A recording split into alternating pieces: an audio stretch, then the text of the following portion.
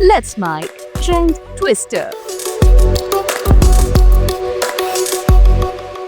Let's Mic trend twister. आइए देखते और सुनते हैं आज क्या वायरल हो रहा है सोशल मीडिया पर। टीचर्स डे पर देश भर के उन टीचर्स को राष्ट्रपति ने सम्मानित किया जिनके काम दूसरों के लिए भी प्रेरणा देने वाले हैं। उत्तर प्रदेश के मुख्यमंत्री योगी आदित्यनाथ ने एक्स पर एक वीडियो साझा करते हुए अलीगढ़ मुस्लिम यूनिवर्सिटी की प्रोफेसर विभा शर्मा को राष्ट्रीय शिक्षक पुरस्कार से सम्मानित होने पर बधाई दी। प्रोफेसर विभा शर्मा ने थिएटर वर्कशॉप और इनोवेटिव माध्यमों से स्टूडेंट्स को अपनी क्रिएटिविटी और विचारों को एक्सप्रेस करने का अद्भुत अवसर प्रदान किया।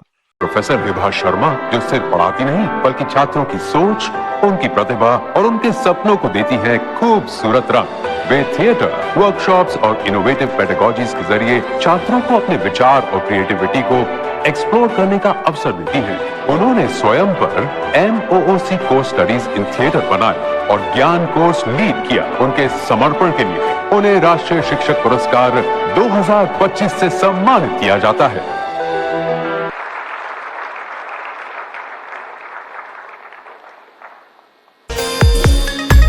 ऐसे ही कुछ और टीचर्स के वीडियो भी सोशल मीडिया पर काफी देखे जा रहे हैं जिन्हें कल सम्मानित किया गया। इन टीचर्स ने अपनी कोशिशों से स्कूलों की तस्वीर ही बदल दी है। राजस्थान तिजारा की प्रधानाचार्य श्रीमती नीलम यादव के नेतृत्व से उनकी छात्राओं ने लगातार 4 वर्षों तक बोर्ड परीक्षाओं में 100% परिणाम दिए। इन्होंने CSR फंडिंग से 60 टैबलेट्स और स्मार्ट क्लासरूम सहित एक आधुनिक डिजिटल लैब स्थापित की, जिससे सभी छात्राओं को नए युग की शिक्षा का अनुभव प्राप्त हुआ। शिक्षा के क्षेत्र में इनके समर्पण और नवाचारों को सरकार ने सराहा। श्रीमती नीलम यादव को राष्ट्रीय पुरस्कार 2025 से सम्मानित किया जाता है।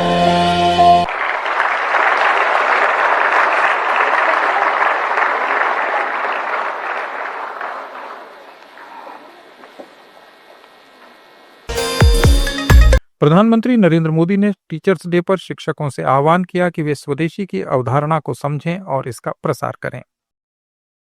साथियों, भारत के लिए आत्मनिर्भरता ये कोई नारा नहीं है। इस दिशा में ठोस प्रयास हो रहे हैं। मेरी आप सभी से, देश के सभी शिक्षकों से भी अपेक्षा है कि आत्मनिर्भर भारत के महत्व का बीजारोपण, इस विचार की सीडिंग निरंतर हर विद्यार्थी में करते रहें। आप ही हैं जो बच्चों को बहुत सरलता से उनकी अपनी भाषा और बोली में भारत के आत्मनिर्भर होने के महत्व को समझा सकते हैं और आपकी बात वो मानता भी है। आप उन्हें बता सकते हैं कि दूसरों पर निर्भर रहने से देश कभी उतनी तेजी से आगे नहीं बढ़ सकता जितना उसका सामर्थ्य होता है। साथियों, भारत के आज के विद्यार्थियों और आने वाली पीढ़ियों में एक सवाल शुरू से ही प्रचारित और प्रसारित किए जाने की जरूरत है। ये हमारा कर्तव्य है जी। मैं चाहता हूं असेंबली में भी इसकी चर्चा हो। कभी कभी तो एक प्रयोग करके देखिए आप। कभी हमें पता ही नहीं होता है कि हमारे घर में विदेशी चीजें कैसे घुस गई है, पता ही नहीं है। इरादा नहीं है कि मुझे विदेशी चाहिए, लेकिन पता ही नहीं है। बच्चे परिवार में बैठ करके एक सूची बनाएं कि सुबह उठने से दूसरे दिन सुबह तक उपयोग में आने वाली कितनी चीजें विदेशी हैं। उसे पता ही नहीं है। हेयरपिन भी विदेशी आ गई है, कंघा भी विदेशी आ गया है, पता ही नहीं उसको। जागरूकता आएगी तो कहेगा अरे यार भाई, मेरे देश को क्या मिलेगा। और इसलिए मैं मानता हूं कि आप पूरी नई पीढ़ी को आंदोलित कर सकते हैं। जो काम महात्मा गांधी जी ने किसी समय हमारे लिए छोड़ा है, अब पूरा करने का सौभाग्य हमें मिला है। समाजवादी पार्टी के प्रमुख अखिलेश यादव का OP राजभर और संजय निषाद पर दिया गया जवाब वायरल है। यादव ने कहा कि इन नेताओं को मैं जानता हूं, इसलिए मैं किसी की वैल्यू नहीं बढ़ने दूंगा। राजभर जी वाले को कुछ बोल दीजिए, उन्होंने गुंडा कहा है, फिर ये लोग। देखिए मुझे कुछ नहीं कहना है। मैं लीडर्स को जानता हूं, हमारे बोलने का ही कीमत वसूल देंगे। सच्चे निष्ठार हो। मैं आपसे कह रहा हूँ वैल्यू मैं बढ़ने नहीं दूंगा किसी की।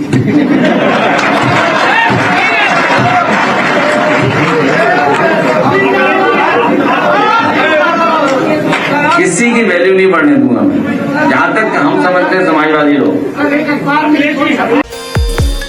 आरजेडी नेता तेजस्वी यादव ने वाराणसी में हुई एक हत्या के मामले में प्रधानमंत्री नरेंद्र मोदी पर सांसद के नाते अपनी जिम्मेदारी निभाने में विफल रहने का आरोप लगाया। तेजस्वी ने कहा कि सासाराम की बेटी स्नेहा कुशवाहा को न्याय कौन दिलाएगा। क्या ये मां नहीं है? क्या इनके आंसू आंसू नहीं है? प्रधानमंत्री आपके क्षेत्र में ये हत्या हुआ, कांड हुआ, कौन न्याय दिलाएगा? बनारस का सांसद कौन है? क्या उनको पता भी है कि ऐसा हुआ है कुशवाहा समाज की बेटी के साथ? ना, काहे पता होगा? आएंगे यहाँ खाली वोट लेने के लिए, लोगों को बेवकूफ बनाने के। विपक्ष के नेता राहुल गांधी गौतम अडानी पर लगातार आरोप लगा रहे हैं। रजत शर्मा ने एक कार्यक्रम में गौतम अडानी से पूछा कि आप कभी राहुल गांधी के बारे में कुछ बोलते नहीं हैं। अडानी ने कहा कि राहुल जी लगातार हम पर अटैक कर रहे हैं और इसी वजह से लोग मुझे जानने लगे हैं। आप कभी राहुल गांधी के बारे में ज्यादा बोलते नहीं, आज जनता भी सामने है, पब्लिक सामने है, मौका है, कुछ कहना चाहते हैं कह दीजिए।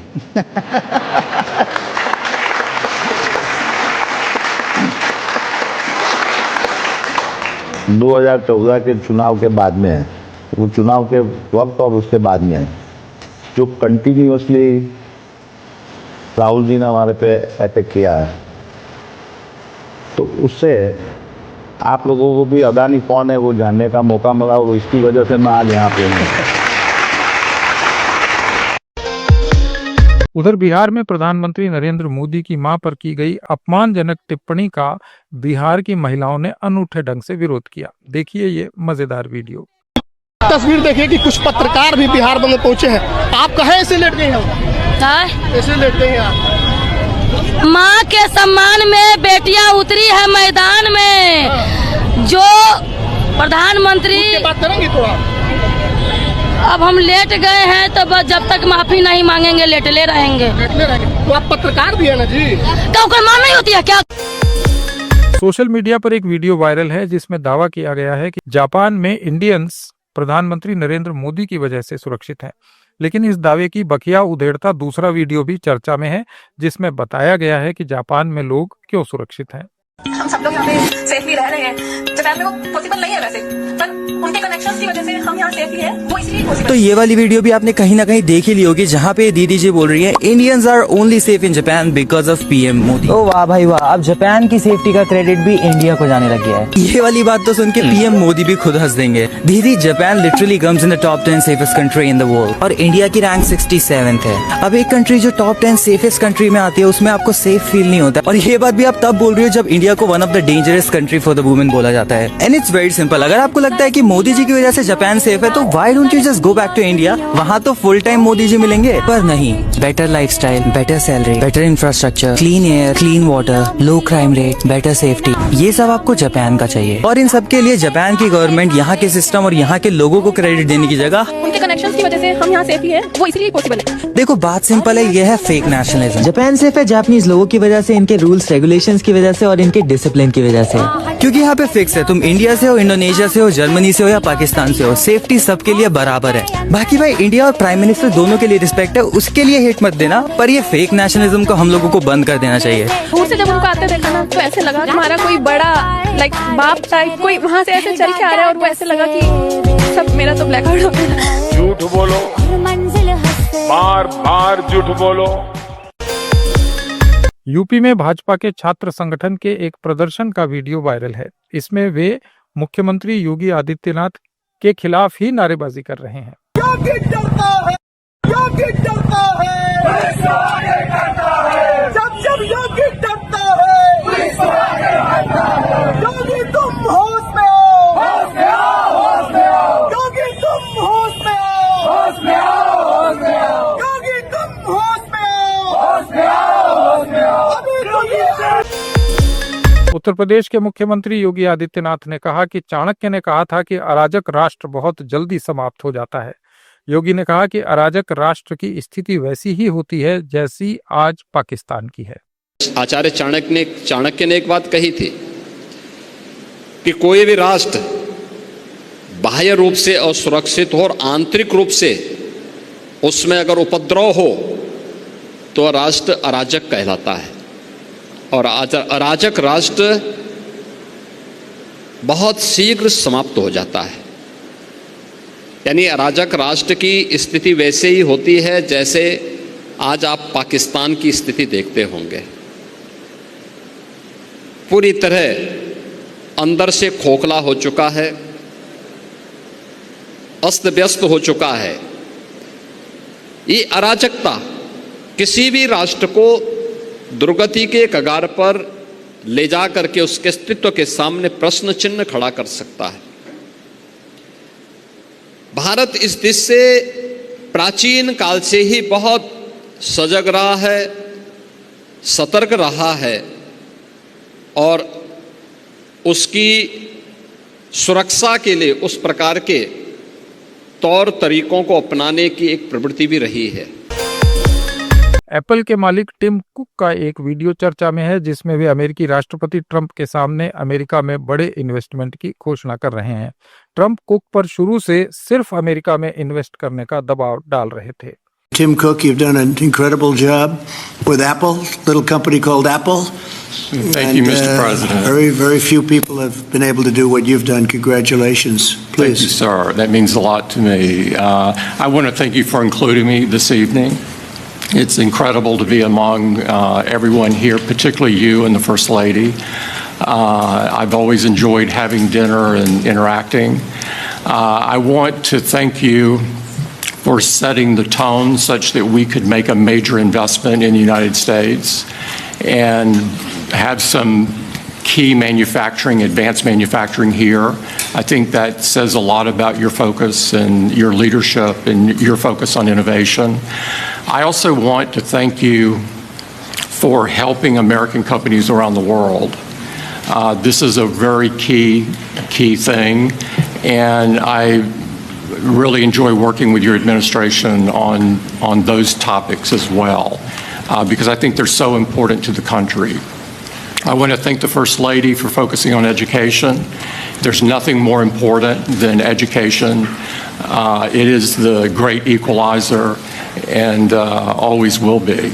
And so thank you so much for including me. We are all different in some ways, but we all believe in the power of technology to improve people's lives, and that is the thing that binds us all together.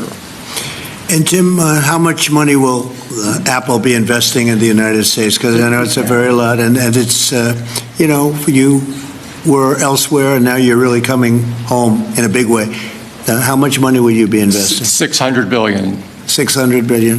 All right. It's a lot of jobs. We're very proud to do it. That's great. Thank you very much. Thank you. Appreciate it. Thank you, sir. और आखिर में तबले पर आपने बहुत सी जुगलबंदियां सुनी होंगी। आज आपको सुनाते हैं कुतवा ताल का अनोखा वायरल वीडियो।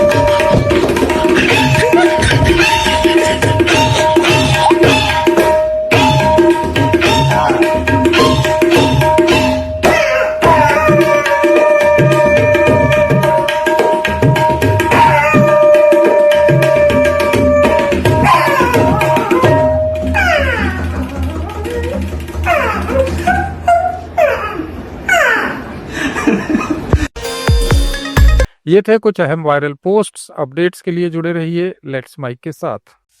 आप सुन रहे थे let's Mic more than radio. Follow कीजिए हमें हमारे सोशल मीडिया प्लेटफॉर्म्स पर। It's time for news.